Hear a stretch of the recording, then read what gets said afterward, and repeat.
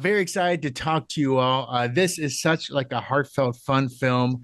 There's so many things about this that I love, and I mean, I got to start with Cliff because not only am I getting John Candy vibes, but I'm getting like Golden Retriever vibes. Like, there's so many things that kind of make him. So, tell me about Cliff. And tell me about the personality that you saw when you kind of read the page. Well, first off, Derek, hands down the best opening. I mean, that's to have our background in a little snow in August is just stunning. So thank you. Fantastic. Yeah. Um, Right. but yeah, I mean, he is a golden retriever. He's all the things. I mean, I think some of my like comedy heroes are Chris Farley and John Candy and Robin Williams. So, those are the guys that I kind of all looked up to. And I did not do any research on John Candy before this, but I've seen Planes, Trains, and Automobiles about a million times, and I definitely think that type of energy is very much Cliff in this movie. Just a guy that you want to root for and who just constantly keeps making mistakes with a new friend. And I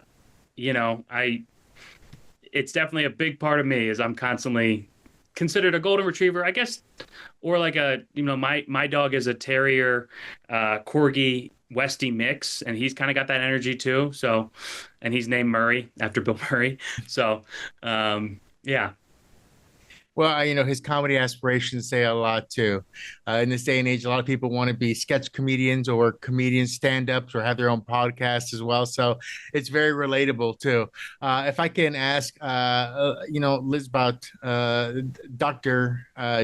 Didi, I guess, or is it just Didi as a whole, not Dr. Didi. Here's another last name. Dr. Dawes. Dr. Dawes. Tell me about Dr. Dawes, and I guess more important, like how Cliff finds her, because I think that's where we start kind of understanding who she is.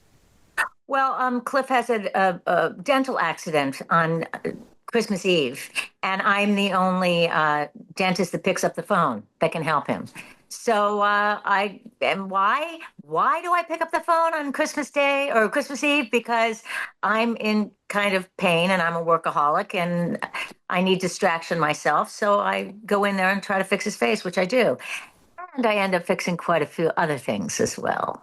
Yes, you do. Yeah. If I could ask, so I can hear me move this down. I don't know why it happened. Okay, here we go. And then Jay, if I can ask you, when it comes to this story, like what was in your mindset about these characters, but also family, the time of year? I mean, there's so many places you can go because emotions run so high here during holidays and family occurrences. What was your thought when it came to how you wanted this story to the time, the place to interact with these characters? Yeah, I think Michael and I designed this story right after the pandemic and the strikes. Times were tough. People are feeling very vulnerable, scared, and creatively unexpressed, to be honest. And setting this at Christmas and having it be about two people who in their own way are being sort of like shunned from their families and, left out of the Christmas moment. That really is like the core of the movie is they've been challenged and they've been set on a course to have pretty much the worst Christmas Eve ever. And their challenge is can they turn it around? And they have to work together to do that, and they're able to do that ultimately. So I think it's, the movie feels like our life and times right now. It's just like, you know, really scary stuff happening, and we're gonna need to come together if we're gonna be able to enjoy our lives and celebrate and have the kinds of moments in our lives that we want to have. So more than ever we need each other. So that was kind of like the core feeling of the film. When it comes to Dee Dee, I feel like she's lost in the same way that kind of Cliff is lost as well. Like there's so much being lost between them as well, but she's lost in a way that's like more giving up, and he's more of kind of like a wayward soul kind of thing too. So how do you see that they connect? What did you see in that connection? Yeah, I mean, I think they're both people who are lost and who have feel like they have a lot of potential energy that's not being able to be expressed. Um, they're very, very different people. You know, Dee Dee is kind of given up, as you said, and is just kind of like going through the motions of being a dentist and trying to find any place where she can be needed. And that even gets shut down when her daughter and her granddaughter are not going to spend Christmas Eve with her. And Cliff is similar, he's trying to do his best. He doesn't really feel that welcome at his fiance's family's house. And, he gets ejected from that situation when he cracks his tooth open. So, yeah, they're very, very different people who need each other, it turns out, and who can really help each other. And that's really the joy of the film, is figuring out, how they support each other and how they, you know, um, they start out as like, she starts out as a grumpy dentist and he's a terrified person who just doesn't want to get a needle put in his mouth. They're just repelled from each other basically. And, by the end of the movie, they can't live without each other. Now, and this might just be me, but as actors, of course, you're there. There's nudity, there's sexual chemistry, there's all these things that happen on set. But I would almost say that staring into a fellow actor's mouth directly for a amount of time is almost more like in depth and almost a little more creepy as well. So tell us, Liz, what was it like looking down? I'm just gonna say gullet because I like the word gullet. The gullet of Michael here. Um, it's I love Michael so much that I love his gullet. I was just like, I was just like in it. So it was not awkward at all. Strangely, Michael was a little awkward, but I was fine. She was just staring endlessly at my gullet, and I was super into it and loved every minute of it. Michael, when it comes to Cliff too, I feel like Cliff is the guy who has like all those, like, he's the guy who yells hip hip hooray. He's the guy who has all these specific terms. Were there things that you kind of put on the back burner of who he was? Like he's the guy who sings happy birthday as loud as possible. Like, what did you think? Is there little like bullet points of like who he was that kind of like helped you kind of like encapsulate him a little bit more? Yeah, I think he's definitely like a mix between like my dad and grandfather, like that still kind of says a little bit of inappropriate stuff, but then like tries to correct it real quick, you know. And also just a guy that just like constantly gets his foot caught in his. I mean, I guess that's what the same thing, but like I think he's a guy that just is trying to do his best, but figuring out what that looks like, He's got 6 months sober. He's learning how to walk again, because he's really, I mean, when you do get sober, it is such a, you're just trying to figure out like what everything looks like. This is his first, it's in that first year of sobriety, it's your first everything. It's the first time you're watching a Ravens game. It's the first time you're celebrating Thanksgiving, celebrating Christmas, and what they call it. It's like it's the triple threat too, that around those holidays, it's Thanksgiving, Christmas, and New Year's is like so hard for sober people when they first get started, because there's so much temptation there. And, he just really, he finds somebody that he can have a day with and not constantly think about drinking on those. So it's a really, I mean, Dee Dee is his higher power for the day. Jay, I love to ask directors, in this day and age, you plan for so many things, and you write things, you have your actors, you have all these stuff planned. But as a director, even a creator, like, what was that one moment you were maybe worried about that when you got it on film and it was right, you have that old Hollywood feeling of like, we've got a movie now, like we've got a movie, that's the thing, we've got it.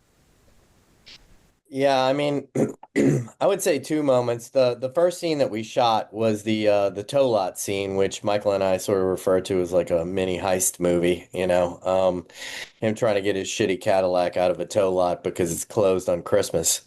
Um, when we shot that scene, um, just watching Michael operate in that tow lot, push that car around. It was an accident that he smashed that car into the other car. Luckily, it was a tow lot that had a bunch of junkers in there, and it wasn't like It wasn't ultimately a big financial problem, but it was like the happiest accident in the world. It's so funny. Um, and just seeing Liz watch him operate and think that he's an idiot, but also be absolutely tickled by this giant man tiptoeing around this lot, just working so hard. And she's clearly established herself as like an incredible problem solver. She has a super sharp mind. She's very good at what she does. Just seeing her engage was just, I don't know, when we shot that scene, I was like, okay, we got a movie. This is going to be so fun. Um, the other scene that was, the trickiest was the improv scene, which is, probably the linchpin scene of the whole movie. The first time that we shot it, we all knew something wasn't quite there. We didn't quite have it fully together. And it's a scene that we had to rewrite and reshoot and really think about for months and months during editorial. It was a really complicated scene, where, there's improv involved. Uh, Cliff has to go up on stage and fail. Dee Dee has to volunteer for him. They look like they're going to bomb together. And the sketch becomes something completely different. And Michael's character, because he's sober, is able to pivot and realize the value of what's actually happening. And what Michael always says in real life is actually being in the moment. Um, and that scene, I mean, that scene itself has probably like 3 or 4 acts just in that scene, including like, this surprise ending where they essentially get to start to express their feelings for each other under the guise of their characters on stage. So, that's a pretty magical scene. We had to reshoot it completely. It was a really tough reshoot. But it can take a movie from like, what would be like a pretty good movie to a pretty great movie. Last thing I want to ask, for Cliff and Dee Dee, we have so many times and characters we all remember. It's those wandering scenes, walking through the city aimlessly too. Did both of you talk about that? Was there anything that you had, or you just kind of kept the stroll and kept to the page? I mean, those are the moments that kind of connect people a lot. It's the nothing moments sometimes. Yeah, I mean, it's just so easy with Liz, like truly it's just listening and listening to Agreed. what she's gonna say and then responding and like responding when you're ready. That walk and talk on 34th Street is like stunning to me. Like I feel like and we had hundreds of extras that didn't know they Didn't were know they were extras. um, in that scene, and we still just kind of kept focus on each other. And that's I think the key to a great scene is when two actors are connected. I know Jay said, just start talking, walk and talk. And there's teeming people around us and kids throwing things and walking around and, Bubbles. behind us and stuff. And we just did the scene. And I guess you cut out any weird stuff that happened. I love those kids behind us doing this, though. I wish you had kept that in. Well, Jay, before I let you go, was there any conversations in those walks that you did cut that you almost kept? Something that was Oh just yeah, there's constant cutting, constant redoing, constant nudging, constant on the day being like, okay, forget this whole section right here. We're gonna skip that. This is actually what I think this scene is really about. I remember on the walk and talk, there was a moment where we had to insert this little bit where Michael says, something really, what was the line that we added? I Something, used to do it, but something really messed up happened, and I don't do it anymore. yeah, the breadcrumb of like something stopped him from doing comedy. Um, and like like a charm, Liz Larsen like clocked that like nobody's business, and I think it was like, a telegraph to the audience like this is unfinished business and we're gonna deal with this later.